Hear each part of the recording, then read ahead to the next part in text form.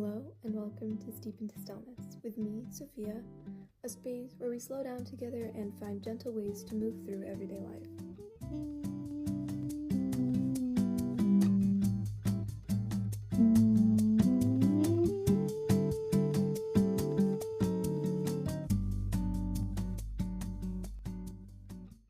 For this moment, we'll focus on being the therapist friend. Not as a label that needs to explain everything, and not as something that defines an entire person, but as a role many people recognize themselves slipping into, often without realizing when it started. It's the role that shows up quietly, the one that doesn't come with a conversation or an agreement, the one that forms slowly through patterns. Being the person who listens when conversations shift from casual to serious, and the person who stays when others don't know what to say next, is the one who notices emotional details that others miss.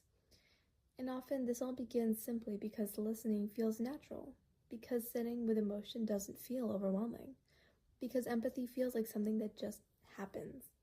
And at first it can feel grounding to be that person. There's meaning in being trusted, comfort in being someone others rely on. There's usually a moment or a series of small moments where it starts to feel consistent. Maybe it's noticing that friends reach out mainly when they're struggling, or realizing that conversations rarely stay light for very long, or recognizing that messages tend to arrive late at night when things feel heavier for other people. It might look like staying on the phone longer than planned, or reading paragraphs of text and carefully choosing each response, or feeling responsible for saying the right thing because it matters to someone else. Over time, this role becomes familiar, expected even. Listening stretches longer, emotional weight accumulates, and the quiet afterward, the space where everything settles, starts to feel smaller. Care keeps flowing outward, often without much thought to how much is being given. But the therapist friend often means carrying around more than what's said out loud. There's the conversation itself, and then there's everything that lingers afterward. Replaying what was shared, wondering if the response was helpful enough, thinking about whether someone is okay now. And alongside that, there are personal feelings that don't quite get airtime. Stress that gets minimized because someone else is struggling more.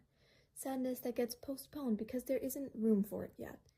Anxiety that's handled quietly because being calm feels like it's part of the role. It can feel easier to keep listening than to pause and ask for space. Easier to support than to explain what's going on internally. So emotions get stored instead of shared, not intentionally, but gradually. Support continues moving outward, even when emotional energy starts running low. For many therapist friends, asking for help doesn't feel impossible. It just feels unfamiliar.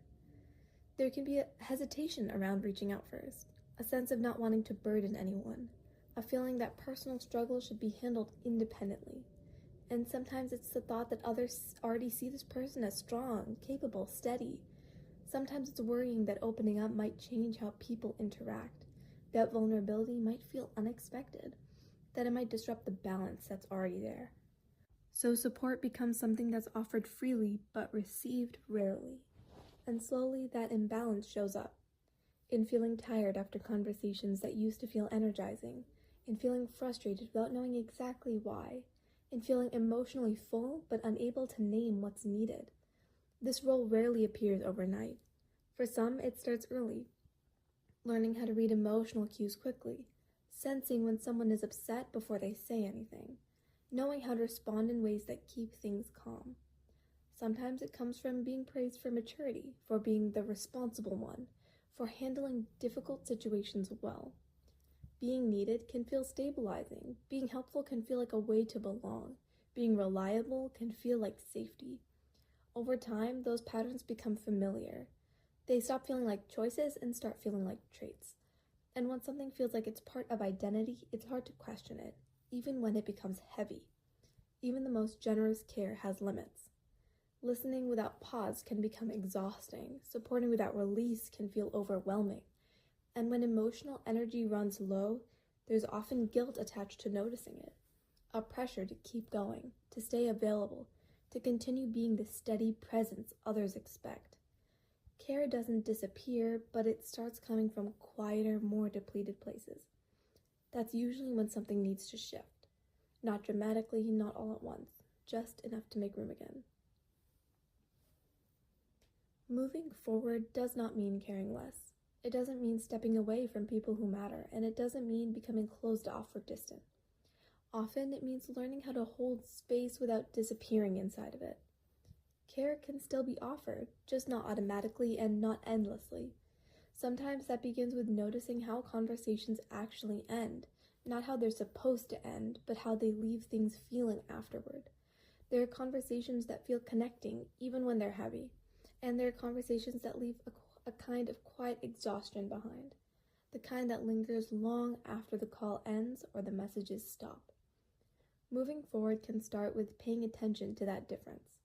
One way to hold space more gently is to let conversations be incomplete. Not every moment of listening needs to end with reassurance. Not every difficult feeling needs to be softened right away.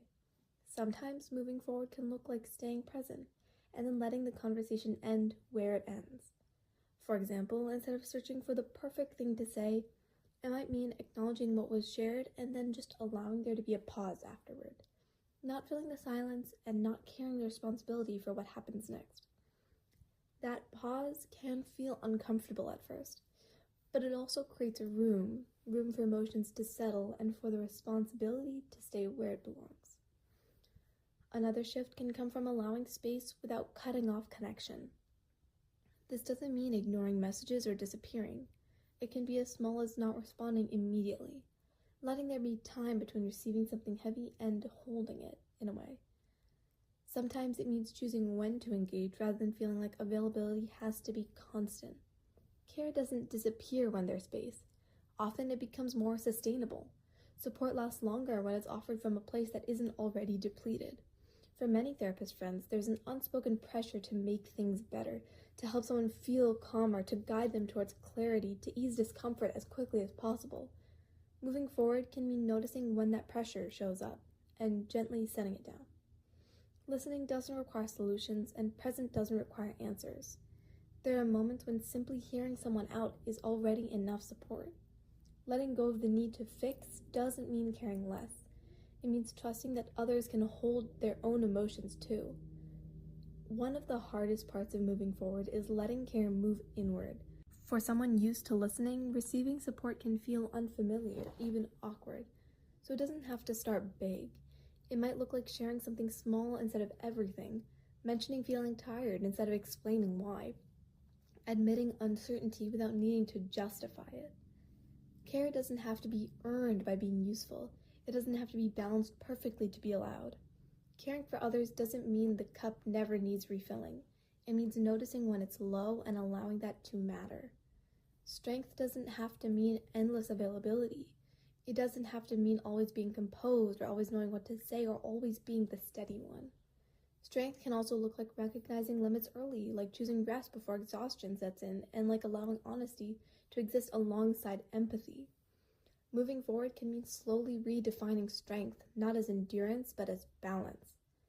The therapist friend doesn't need to disappear. Empathy doesn't need to shut down. Listening doesn't need to stop. But the role can be carried more carefully, with boundaries that aren't walls, just edges, with pauses that protect energy, and with care that includes the self and not excludes it. Moving forward doesn't ask for perfection. It doesn't demand immediate change. It simply opens the door to awareness and the option to do things a little differently next time.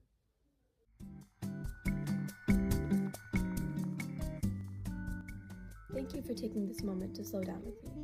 This has been Steep into Stillness.